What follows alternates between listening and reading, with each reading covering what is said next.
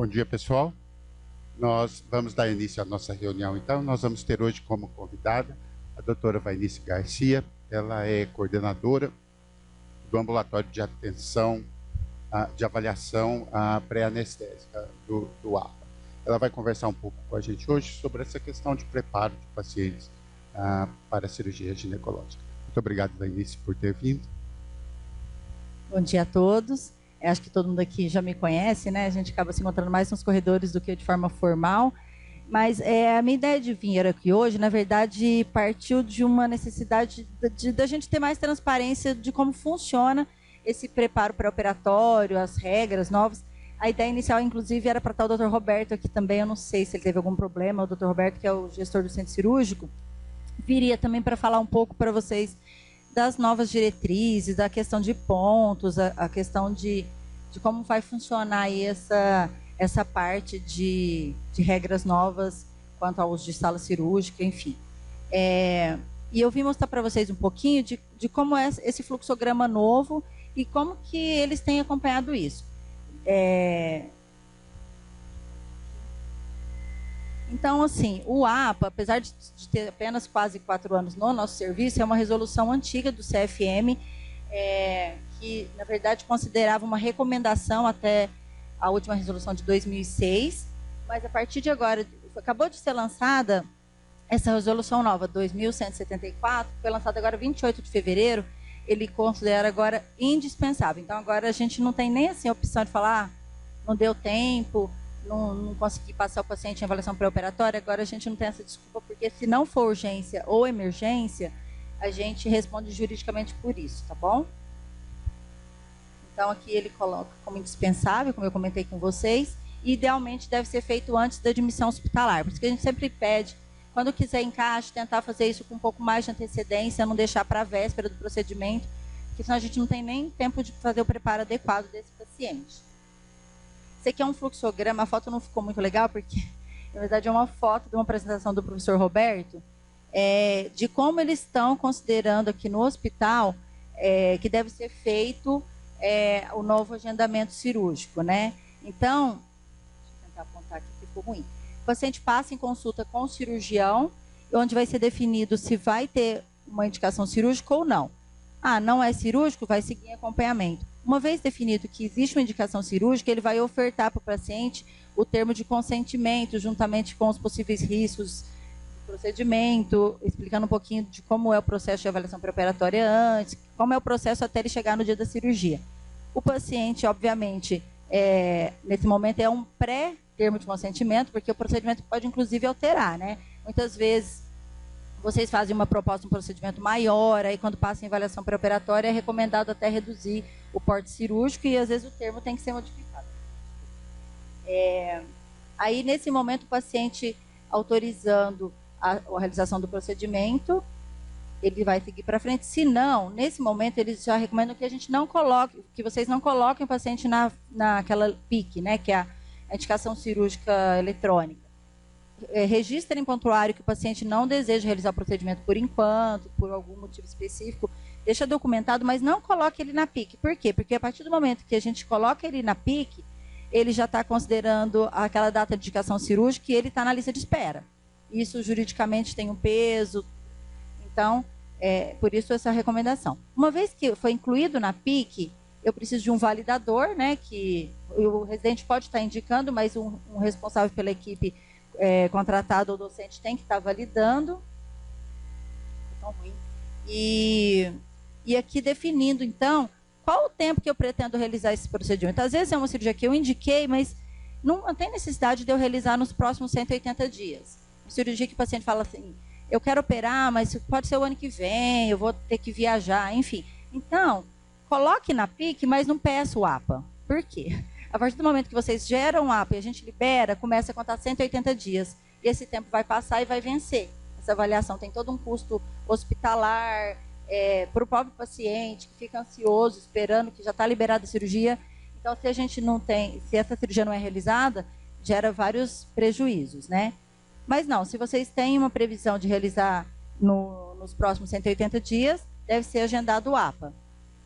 O que a gente também mudou recentemente que uma vez que há uma necessidade de se realizar num tempo mais curto ainda, em 2 semanas, principalmente para o pessoal da oncologia, a gente tem essa facilidade de agendar. Você tem lá uma vaga especial, cada equipe tem a prioridade, que é para estar agendando esses casos e não precisar de procurar a gente no corredor. Às vezes vocês estão ocupados em um monte de coisa, ainda tem que ir lá, ficar esperando a gente ter o tempo para conversar com vocês. Então, o ideal é que essa vaga já esteja lá disponível para vocês terem fácil acesso. E caso não sejam suficientes, vocês vão falando com a gente para a gente aumentar. APA liberado, agendamento de cirurgia de forma normal. Aqui, eu acho que também é uma outra coisa que eu fui tentando fazer esse trabalho muito de formiguinha, de explicando para os residentes, de como funciona. Por quê? O que eu percebi? Foi orientado para os cirurgiões usar o cirúrgico 3, que é onde vocês agendam cirurgia. Só que, ao mexer lá de curiosidade, eu percebi que não é atualizado aquelas telas lá deles, aquelas abas, não ficam atualizadas. Se você for lá e colocar pacientes com APA vencido, vem nenhum registro. E não é verdade. E, na verdade, eles têm atualizado, o sistema de informática atualiza, tem sido atualizado apenas esse acesso, que pode ser feito de casa, aqui do hospital, que é onde está todas as informações das equipes cirúrgicas, né? O acesso é feito de qualquer provedor de internet, colocar no usuário e senha do hospital. Então, acho que todo mundo aqui, a maioria das pessoas já teve essa facilidade, mas ficou muito ruim o foco. Aqui, aqui vocês colocam a equipe. No caso aqui está a oncologia. Então, quando a ginecologia oncológica, quando coloca, que seleciona a equipe, que o sistema já reconhece pelo usuário de vocês qual equipe vocês pertencem. Então, vocês não têm acesso a URO, nenhuma outra equipe. Cada usuário já vai para a sua equipe. Já automaticamente puxa aqui para a tela os que vão vencer nos próximos 30 dias, em vermelho. Fica piscando para vocês. Por quê? Porque para que seja dada uma ênfase para agendar esses pacientes, para eles não irem para a tela dos vencidos e não ir para contar ponto negativo para vocês lá em termos de perda de sala cirúrgica, horário cirúrgico. O doutor Roberto daria até mais detalhes. Aqui tem vários filtros, vocês conseguem selecionar por procedimento, por condição do APA, que não ficou legal porque a tela é grande, não consegue ajustar tanto. Mas aqui dentro da situação do APA, vocês põem válido, vencido, consegue selecionar até por registro aqui do paciente.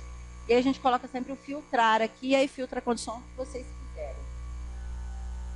Só para vocês terem ideia do quanto que é complicado, assim, porque desse trabalho todo, da gente ficar pegando no pé das equipes, quanto a essa fila, essa pique, por conta disso. Ó, aqui não citei, é uma outra equipe, não é. Vocês estão de parabéns, eu vou colocar os números de vocês aqui em relação à pique agora.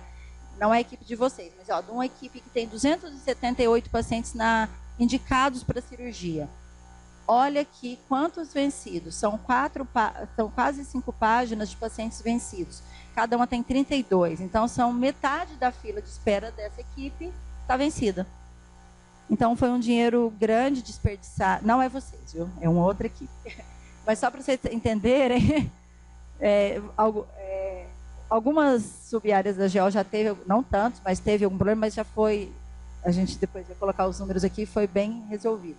Mas então é um problema sério, a gente tem que estar sempre atento nisso.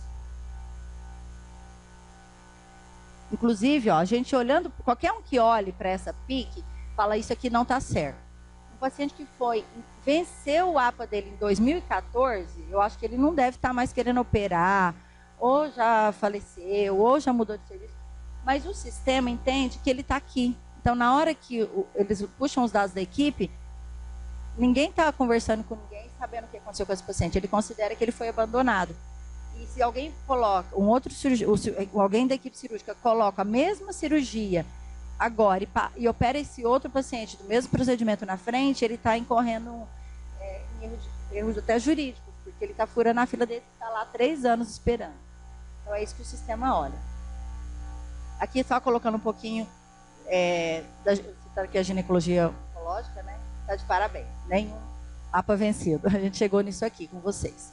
E as outras, vocês têm divisão entre ginecologia oncológica, ginecologia urogineco e endoscopia.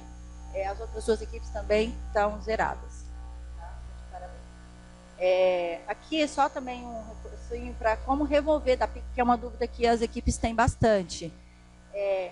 Eu estou lá, tudo bem, eu sei que aquele paciente, eu já levantei pelo registro que aquele paciente lá de 2014, 2015, eu sei que ela não quis mais operar, ela mudou de ideia, não quer mais operar. Como eu faço, então, para tirar de lá? É muito simples. Quando vocês entram com o usuário e senha de vocês, tem esse X aqui. Geralmente os R4, contratados e docentes que têm essa função. É só clicar no X, aparece um monte de opções. Aqui eu não projetei porque eu não tenho acesso a excluir pacientes de vocês. Por isso que não aparecem as opções aqui para mim. Mas é óbito, mudança de conduta, falta de condições clínicas, erro de equipe. Tem várias motivações. Também, da mesma forma, vocês conseguem procurar por procedimento, por registro de paciente, que às vezes é até mais fácil, o paciente está ali com você e fala, doutor, eu vim aqui para falar que eu não quero mais operar. Entra na PIC na hora, põe o registro dele e exclui.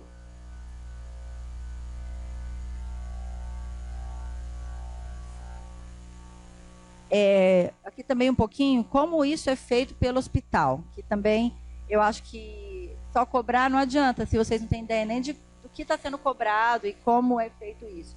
O hospital tem um aplicativo que chama Business Intelligence, que os docentes têm acesso, o gestor do centro cirúrgico acompanha isso muito de perto. Eles acompanham em tempo real tudo que é feito na PIC por equipe. Então, eles sabem quantos pacientes estão sendo incluídos e excluídos da PIC diariamente, quantos pacientes estão validados, quantos não estão, que estão indicados, mas estão aguardando a validação, quantos APAs foram agendados e estão vencidos, etc. Eles acompanham tudo. Aí eu trouxe os números para vocês, só para vocês terem ideia dos números de vocês, né? Então, começando aqui pela Urugineco, né? Então, isso aqui são dados de 2017, do ano passado. Foram realizadas 477 cirurgias, uma média de quase 40 por mês. Apesar de ter sido realizadas muitas cirurgias, teve um número de suspensões até relativamente grande, de 18%, sendo que o principal motivo foi agendamento errado. A gente acredita que no começo, até por questão de falta de hábito da PIC, ia agendando na equipe errada na hora de lançar, no sistema lançava o nome errado e aí era excluído. Então, não era exatamente suspensão no ato do procedimento, era na véspera. Não é que o paciente chegava e era suspenso, não é bem isso. Isso aqui é porque qualquer suspensão eletrônica gera aqui como índice de suspensão. Então, a maioria dessas eram na véspera. Cirurgias eletivas, a maioria, como deve ser mesmo. Isso aqui, que é uma outra coisa, um outro ponto que a gente... Por isso das mudanças das regras em relação a considerar urgência. Olha o índice de cirurgia de urgência, 21%, não é verdadeiro. Por que gerou esse número tão alto? Porque todos os pacientes que eram agendados com menos de 2 semanas entravam como de urgência, mesmo que tivesse APA, que a gente encaixasse o APA, avaliava no APA, ele entrava como urgência por conta desse tempo que foi imposto pelo centro cirúrgico, lá pela coordenação do centro cirúrgico. Agora, reduziu-se esse tempo para 3 dias, tá? Não é mais agora 2 semanas, para evitar que se considere de urgência coisa que não é, porque os números ficam muito falseados, né? Então, agora são 3 dias, e mesmo que o ideal seria que passasse pelo menos 2 semanas antes no ambulatório de pré-operatório, para a gente ter tempo de preparar esse paciente adequadamente, mas se vocês conseguirem, um paciente IJO, chegou, está obstruindo, tem que operar logo, vocês conseguem agendar sim na eletiva até 3 dias antes, desde que o APA seja feito até na véspera, seja já um pré-agendamento do APA. Aqui é só os relevantes. Aqui é o acompanhamento em tempo real, né, mês a mês, eles vão tendo quanto que foram, o número de pacientes que foram agendados para cirurgia e o número de cirurgias realizadas, isso mais ou menos tende a ficar paralelo, né, a gente diz que opera. Aqui falando um pouquinho também da questão do APA. Olha quantos pacientes foram operados sem APA por essa equipe, 7%. Até não é tão alto, se for pensar, deveria ser menos, né, se a eletiva devia ser 0, mas tudo bem. Isso daqui que é o número que a gente está tentando combater, 20% com APA vencido. Por conta dessa adaptação aí de pedindo muito APA para o paciente, às vezes, que não tinha tanta previsão de operar ou depois de desistir. A gente pegou muito paciente lá que chegava e falava, não, mas eu não quero operar, não tinha entendido. E aí essa questão do paciente nosso é um pouco mais delimitado. Então, por isso que desse reforço de tentar convencê-lo antes, um pouquinho, reforçar mais o procedimento com ele antes de encaminhar, para vocês não perderem vaga à toa. Isso daqui é só pontuando em relação ao quanto que a equipe tinha em 2017, está muito próximo. Ó, tinham indicado 169 na PIC, hoje está com 165 a Uruginel. Os mesmos dados para a endoscopia, número de cirurgias realizadas 220 o ano passado, dando uma média de 18 por mês. Cirurgia de urgência bem próxima, 21%, não é tão próximo. Indicações e realizações também paralelas. E aqui, era 79 para 71, está muito próximo. Então, mais ou menos, está mantendo o mesmo número de indicações em relação ao ano passado, no presente momento. A oncologia tinha uma média, realiza um número médio de cirurgias de 65 por mês. De urgência também é um número próximo, em torno de 20%. Indicações e realizações também próximas.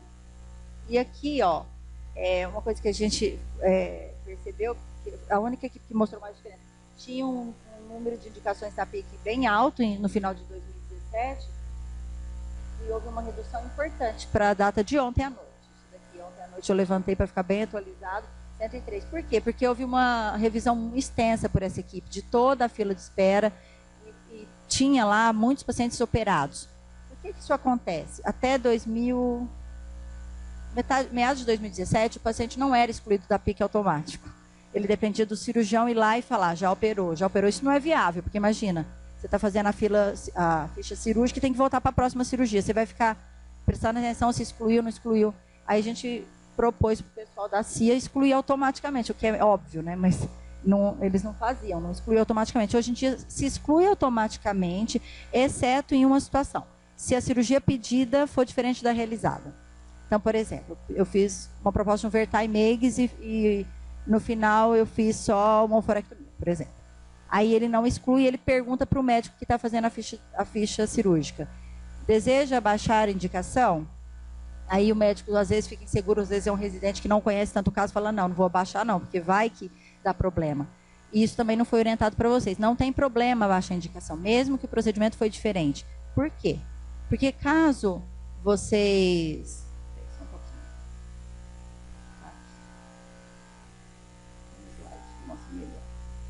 Caso vocês optem por voltar esse paciente para a fila de PIC e operar ele, por exemplo, eu não vou abaixar a indicação porque eu acho que eu vou ter que reoperar. Isso faz muita fístula, essa cirurgia que eu estou realizando, eu acho que eu vou ter que operar ele mês que vem, eu vou tirar ele da PIC. Mas ao vocês baixarem a indicação, vocês não estão tirando exatamente ele da PIC. Vocês estão tirando ele dessa tela principal, mas ele vai para cá, ó, tem esse filtro, considerar retirados da lista. Todos os pacientes operados que saíram automaticamente ou foram excluídos, seja por motivação quaisquer, não deseja mais operar no momento, sem condições clínicas, ele vai para esse filtro. Então, Dona Maria da Silva, eu excluí porque ela estava com pneumonia. Meu filho avisou e ela está aqui esperando, não tem previsão para operar nos próximos 6 meses, eu vou tirar. Mas aí, depois de 2 meses, Dona Maria liga para vocês e fala, estou bem, quero operar. E aí o APA dela ainda está válido. Aí vocês vêm aqui, consideram retirados da lista, põe o registro dela, ela aparece aqui, só clicar nesse redemoinho, ela volta, tudo igual. E agenda a cirurgia automaticamente. Não tem que reincluir, não tem que pedir novo APA, porque o APA vai estar válido. Isso vale para qualquer paciente, tá bom? Então, podem abaixar as indicações sem preocupação.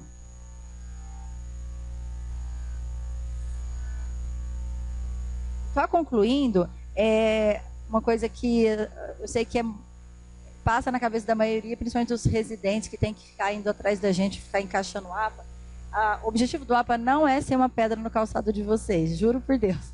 A gente está lá para tentar ajudar vocês e nos ajudar, porque assim, o paciente que é melhor preparado, ele vai dar muito menos complicação para todos nós, seja no ato anestésico cirúrgico, seja depois, seja juridicamente, porque também ele vai para uma cirurgia muito mais orientada, a gente faz o termo de consentimento com ele lá, já da anestesia, explica melhor. Já tem, eu não trouxe aqui porque ficaria muito longo, mas tem muitos estudos que mostram que diminui o índice de suspensão por diversas condições desde falta de condições clínicas, que é o mais óbvio, mas também por desistência, por insegurança do paciente, ele vai menos ansioso. Então, e também não é tão complicado quanto parece. Eu acho que agora que vocês já pegaram bem o jeito, eu mostrei os números de vocês, a PIC de vocês está super organizada, é só manter o ritmo de deixar assim, não vai ser um trabalho tanto assim, de manter tudo atualizadinho.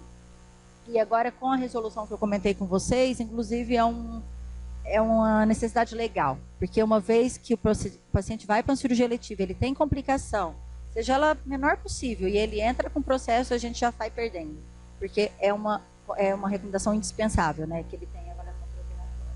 Era isso que eu tinha para falar com vocês, era mais uma conversa, não era uma aula, e eu queria que vocês ficassem à vontade para tirar as dúvidas, do que eu puder responder, se estão à vontade, tá bom?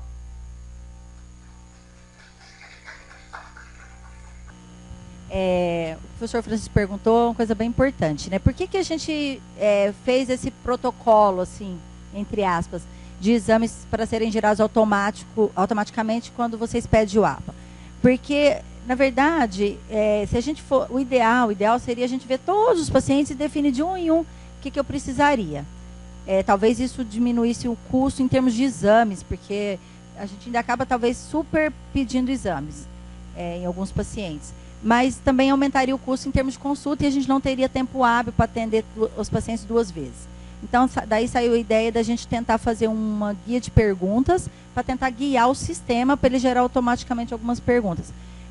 Então, um paciente rígido, doutor Francisco, pelo protocolo, só pediria hemograma. Rígido, jovem.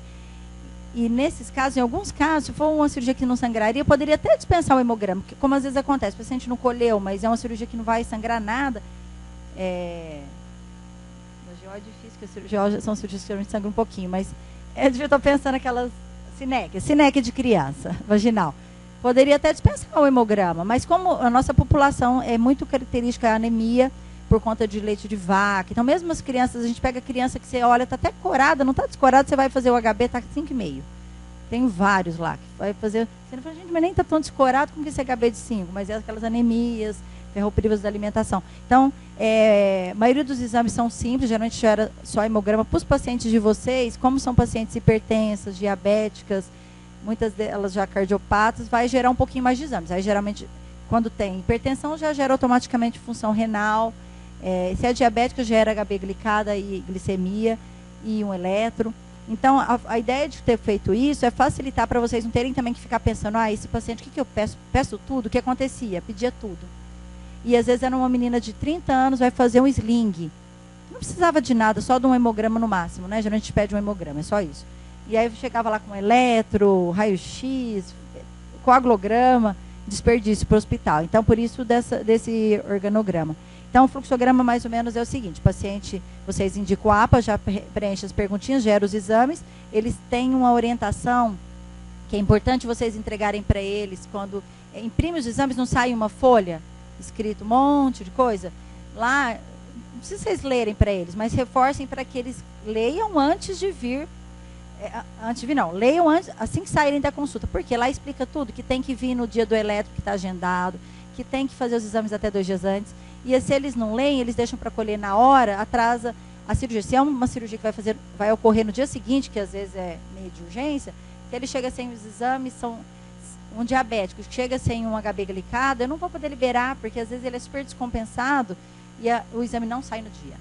Então, tem vários exames que a gente não consegue fazer no dia. O eletro não encaixa no dia, só se for oncológico, a gente vai lá, chora, mas então não deixarem de entregar a orientação, porque lá tem tudo escritinho para eles estarem fazendo com antecedência devida.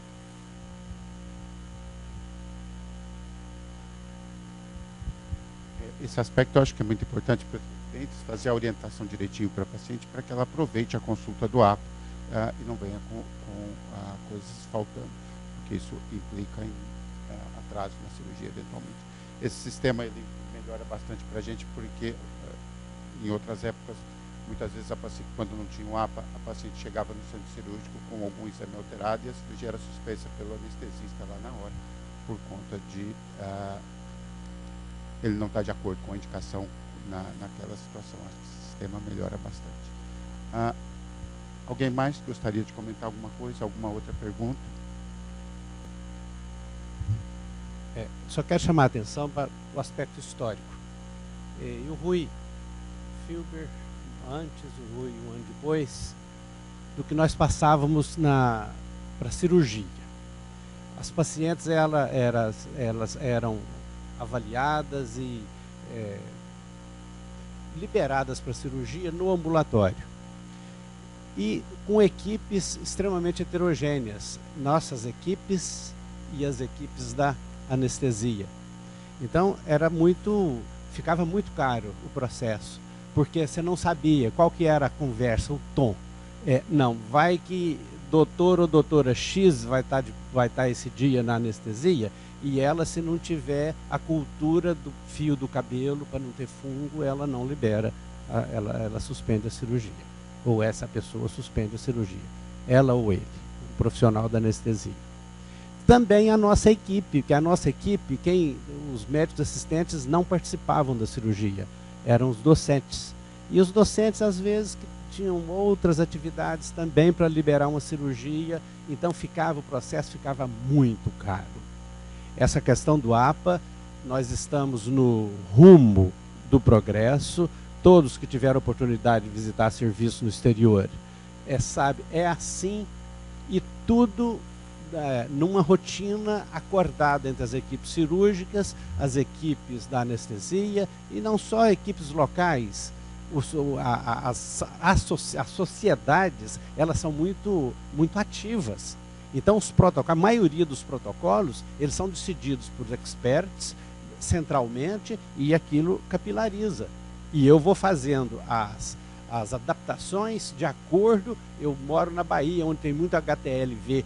Né? HTLV tem que fazer parte dessa rotina de exames. A outra coisa que nós temos que leva isso, Chagas por muitos anos, né? E hoje nós ainda temos. A outra coisa que nós temos que levar em consideração, por que a nossa rotina lá no ambulatório ela é maior do que a solicitada pelo APA? Aproveitar oportunidades. Né? Então tem uma série de indicações, por exemplo, saber se a paciente pedir a glicemia de jejum de uma paciente, né? É quase uma rotina para aproveitar, não que seja o APA que vá querer saber da glicemia, ela não tem essa indicação. Só que é uma oportunidade de saúde. E isso tem que ser acordado com o hospital, com as equipes de cirurgia. Porque dentro de um hospital universitário, as rotinas elas são mais caras, elas são maiores, mas são para aproveitamento de oportunidades. Haverá um dia, eu tenho esperança de que haverá um dia que nós podemos sair disso, em que as pessoas têm noção daquilo que é profilaxia, daquilo que ela tem que buscar, até por outras vias, não ser preciso estar no serviço terciário fazendo isso. Só que até que chegue lá, nós não podemos cercear as oportunidades das pacientes, ou dos pacientes como um todo, no caso nosso, das pacientes. Mas o APA, ele tem estrutura bem definida, que é para todos os setores, e o que ele precisa para segurança anestésica, para aquele determinado ato cirúrgico, para aquele determinado paciente com idade, morbidade, etc., etc., você já tem o enxoval daquilo que é necessário. Foi muito interessante a colocação do Dr. Geraldo, porque isso que ele falou é a nossa rotina diária, as oportunidades. A gente faz, eu estou até fazendo um levantamento, a quantidade de novos diagnósticos que a gente faz é uma coisa grotesca. De sopros cardíacos em jovens que têm estenose aórtica, o paciente vem para fazer uma cirurgia da oftalmo. Quando a gente examina, ele teve um menino de 18 anos, veio fazer um glaucoma, um sopro importante, a gente levou para a investigação, a gente não ignora, a gente usa como oportunidade. Não vou mandar ele para o cardiologista da UBS, lá eles se viram, não é assim. Uma vez que a gente diagnosticou, a gente vai atrás até no que a gente puder ajudá-lo. E aí o paciente operou da estenose aórtica antes do glaucoma. Esse é um caso. Outro dia chegou um paciente lá com Parkinson avançadíssimo para fazer uma cirurgia da catarata e caindo no consultório, falando, e estava há 3 anos esperando encaminhamento e dizendo, era dito para ele que ele tinha labirintite tratando palabirintite e Parkinson avançadíssimo, a neuro assumiu o caso. Insuficiência renal é o que mais a gente pega. O paciente chega com creatinina de 3, nunca soube que tinha qualquer problema renal, vai ver uretra de 150, a gente encaminha. Então, na nossa realidade, a gente é sim uma porta de entrada importante para a oportunidade de tratamento. Por isso que nem sempre a gente pode estender os protocolos internacionais de forma plena. A gente pega sim, tá tudo coladinho lá no nosso mural, o que as sociedades americanas, europeias aplicam, a gente aplica na medida do possível, mas a gente individualiza, porque um exemplo clássico, que tem um estudo gigantesco americano que foi feito, em inglês, que cirurgias de catarata não precisava de nenhum cuidado prévio, é só liberar porque é baixo risco. Aí, tudo bem, era 30 mil pacientes, então não tinha indicação de fazer exames complementares porque era cirurgia de baixo risco. Ao estudar o trabalho no detalhe, tinha um rodapé que dizia: todos os pacientes do estudo eram seguidos por GP, que é o médico de família, e tinham as suas comorbidades todas compensadas. É lógico que esse paciente não precisa mesmo de nenhum tipo de complementação, ele já é seguido, já está controlado. Não é o nosso paciente. Nosso paciente chega com pressão 250 por 150, chega com glicemia de 300, tomando insulina, tudo trocado. Então, a gente tem que cuidar disso e fazer a medida necessária. Só falando um pouquinho, finalizando sobre os serviços internacionais, eu tive a oportunidade de visitar vários fora, serviços grandes. Inclusive, o ano passado eu fiz um curso mundial que tiveram representantes do mundo inteiro e a gente tem uma situação muito privilegiada. Só tinha eu presente no momento e um professor da DUC que tinha a mesma situação, que é a grande relação entre equipes. A gente tem um cardiologista, perguntaram quem tinha o cardiologista fácil acesso na avaliação pré-operatória. Só nós e a DUC que tinha o cardiologista de encaminhamento direto. Todos os outros tinham que fazer uma carta, mandar para um outro serviço, esperar o retorno. Essa facilidade de discussão no mesmo dia. A gente encaminha no mesmo dia eles já tomam conduta, a gente tem esse crescimento junto, facilita muito. Antigamente, os pacientes de vocês muitas vezes precisavam de avaliação cardiológica, ficavam esperando PI aí semanas. Então, isso facilita com outras equipes, eu acho que a gente tem que ficar feliz com isso, de ter essa condição diferenciada, né? Algum comentário a mais? Vai.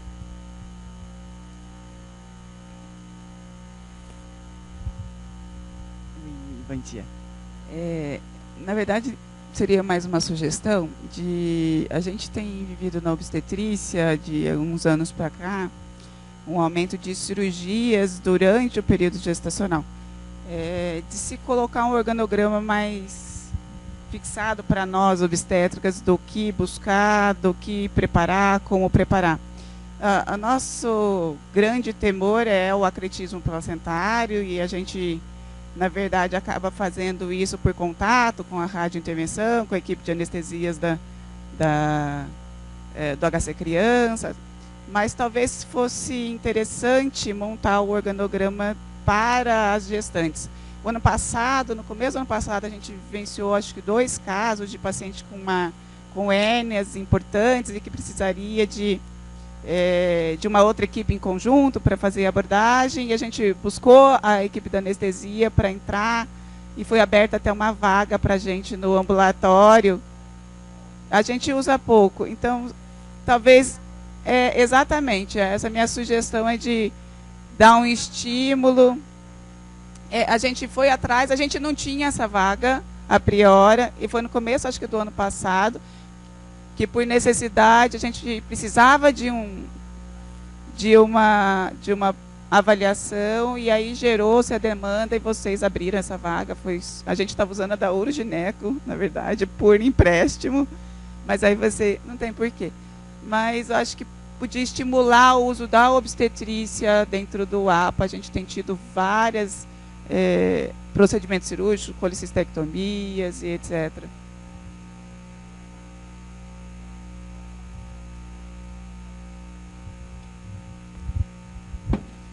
Legal, Elaine. Então, a gente tem percebido que tem sido pouco utilizado. Às vezes eu entro e falo, nossa, não tô... Outro dia usamos para uma paciente que tinha... Vocês encaminharam uma paciente que tinha uma condição especial, ela tinha uma fixação em...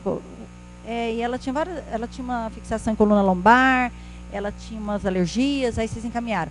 Mas eu acho que às vezes podia até estender, cirurgias que vocês já têm a previsão de ser eletiva, uma cesárea que já, uma iterativa que vai fazer cesárea mesmo, então talvez já seria interessante, por conta de alergias, via aérea difícil. Já pensou, chega uma gestante para fazer, tem uma pré-eclâmpsia, chega lá, e é via aérea difícil desde sempre, porque às vezes ela fez uma cirurgia na boca, de ortognática, que não abre a boca. Aí chega em pré-eclâmpsia, tem que entubar, e ninguém consegue entubar. E não tem fibro, e não tem nada, e ninguém está preparado. Então, acho que vale a pena a gente tentar, sim, estimular e estender, e eventualmente até definir protocolos mais específicos, até para fazer a correlação entre a rádio, deixar isso de forma mais... Tá ótimo. Ok? Muito obrigado, Vainice. Obrigado a todos pela presença. Uma boa semana a todos.